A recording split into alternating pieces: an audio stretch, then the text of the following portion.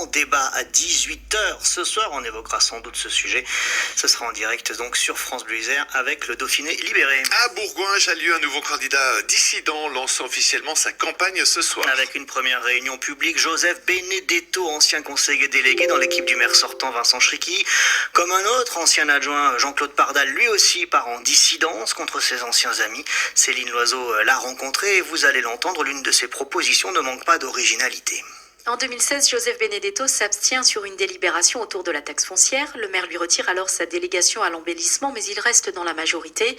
Cet épisode et le reste du mandat lui permettent, dit-il, de voir que lui et le maire n'ont finalement pas la même façon d'imaginer la ville. On avait dit en 2014 qu'on allait réveiller la belle endormie, et je m'aperçois que la belle endormie est toujours en train de dormir, donc moi j'ai envie de vraiment la réveiller. Le maire, qui n'a pas été très fédérateur non plus, ne rentre pas forcément dans le cadre de mes convictions. Face à lui, consultant en développement des entreprises, il y a donc le maire Vincent Schricky, haut fonctionnaire à Paris, mais aussi un autre candidat issu de la majorité, l'ex-adjoint à la sécurité Jean-Claude Pardal, pilote de ligne, tous avec une sensibilité de droite. Je m'engage à être présent de façon permanente. C'est ce qui me démarque vraiment par rapport à mes adversaires, j'oserais dire aujourd'hui, qui ne sont pas si présents et ne seront pas si présents. Je m'engage à mettre en stand-by mon activité professionnelle. Parmi ces propositions, il y a la création d'un salon de l'agriculture, d'un festival de rue. Il est aussi question de plus de végétalisation ou encore d'un doublement de la police municipale.